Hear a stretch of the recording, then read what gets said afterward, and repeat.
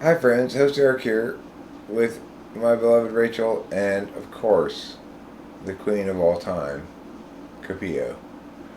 But today we're not here to discuss Capio, but instead this very interesting quote that caused me to pause this Netflix show we were watching because I started thinking about it.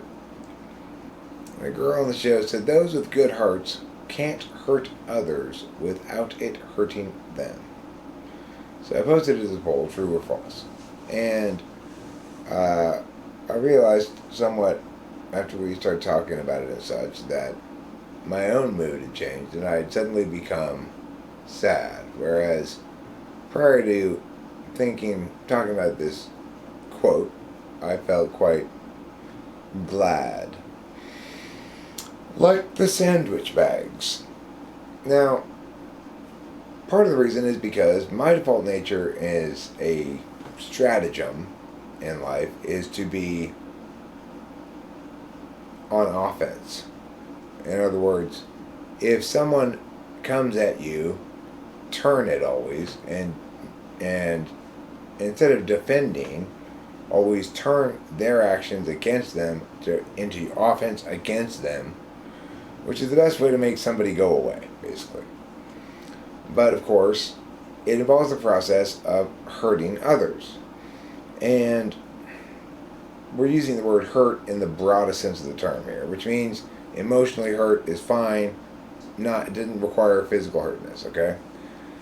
Um, so the thing is, it made me reflect on, well, so if you were to evaluate a Melissa Talks-esque situation through one frame of reference, the fact that my behavior, whether rightly or wrongly, impacted her and caused suffering should make me feel empathy for her if I am a good person. Um, and additionally, that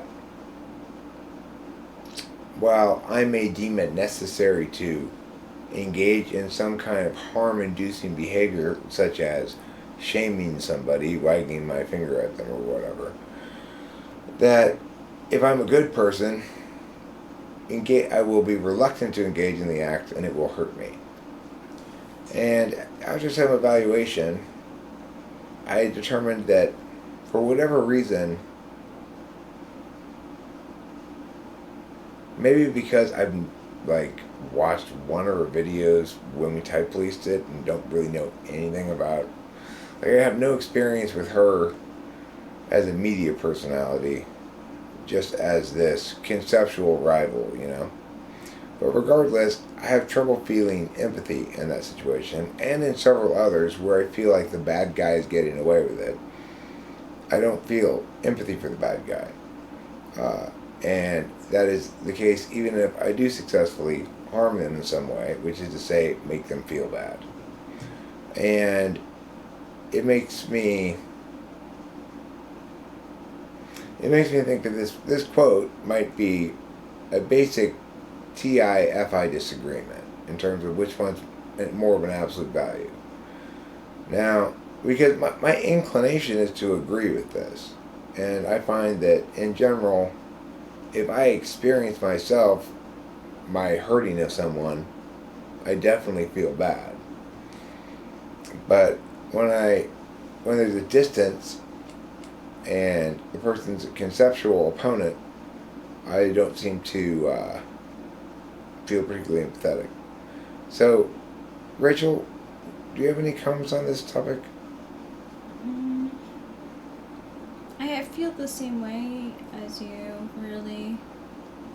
I mean, sometimes I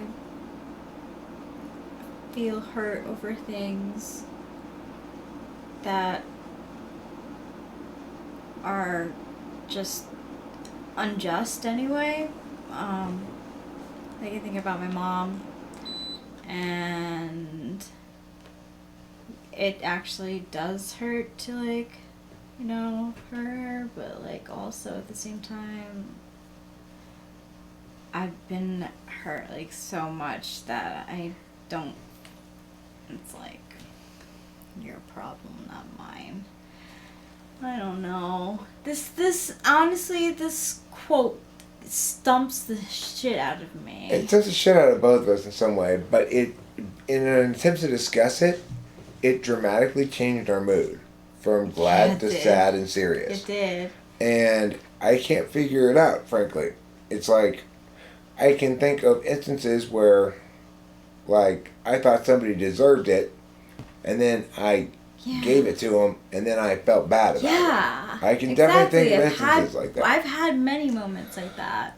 And I can think of instances such as the MT thing, where I did this, tried to hurt her in some regard, at least in the follow-up video. Not in the original one, which we were super nice about, I thought, frankly. Yeah. But in the follow-up ones, in response to her response, I said, you know, shame on you, wag my finger. And in that regard, hoping for her to feel bad, right? Trying to make her feel bad. So that's me. If I successfully did make her feel bad, then, but see, it's still conditional, I guess. I don't know if I did make her feel bad because she probably didn't watch the video. But I don't know to what extent that, it's like if I got to experience her feeling bad over it, then I might feel bad. But until that, because I'm an SI user, it doesn't seem to impact me.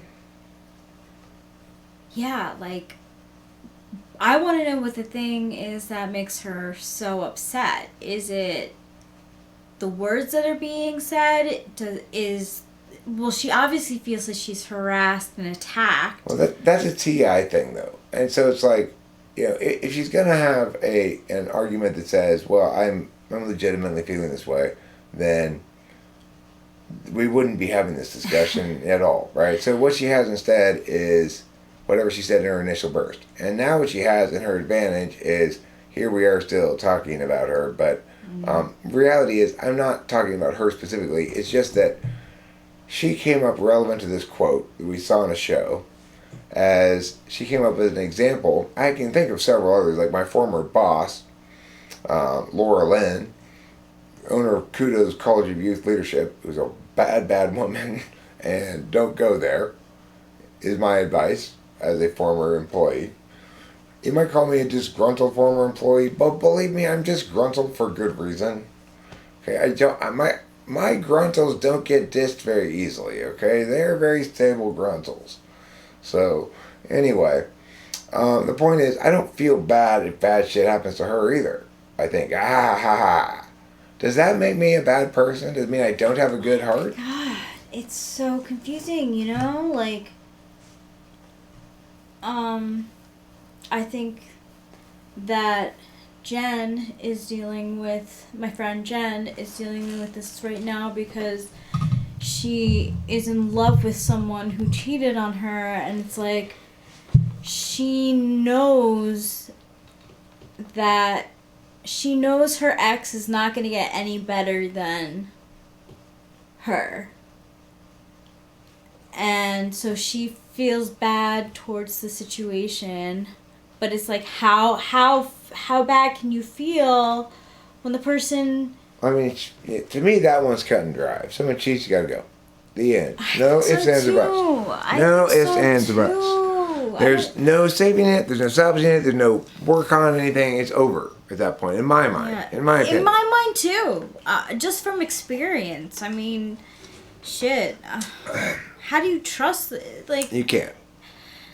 Okay, so the point is, I guess that on some level, I believe that the zen or mature thing would be to try to... But see, to me, it seems anti-egalitarian at the same time. If I were trying to be zen and mature and try to set some prime example of optimal post-feelings zen, like... Obviously, at some point, I got my feelings engaged and felt mad about it and made a video. So, the alternative would be, well, I try to manifest some mature post-feelings zen that says, I don't have my own feelings, I aren't really impacted. Let me be a guide here. I mean, how do I possibly do that without being condescending, first of all? Because there's something inherently condescending about it. And second of all, so is having an emotional reaction to something a sign of a lower level of spiritual development than not having an emotional reaction to something? Or is it there's some sort of wisdom about the nature of the deficits of other people you're dealing with that allows you to experience their transgressions, forgive them, and not experience a sense of being mad? I don't know. It's a big thing. So I don't think either Rachel or I has the answers to these questions. And I'm curious as to what everybody thinks. This, I am assuming, is fundamentally an FI question I'm asking. Yes, and I think that's why we're both kind of mystified by it, because it's a little bit out of our realm. But I do feel this. I feel that having talked about it, I will feel less sad after having talked about it on this video. And then after I'm done with this, when we're done, I'm going to take the trash out. Because it's trash night. Yeah, I'll probably follow him, and then I'm going into bed. And I'll follow her there, and we'll both get into a bread sandwich comprising of blanket, selves, bed. Okay, so I'm interested in anybody's comments on this one. If you have some, I'm curious. Must be an FI thing. Maybe somebody can explain it to me in a way that I understand it better. But it's a great quote. Yeah. Okay, love you all. Peace out. See you later.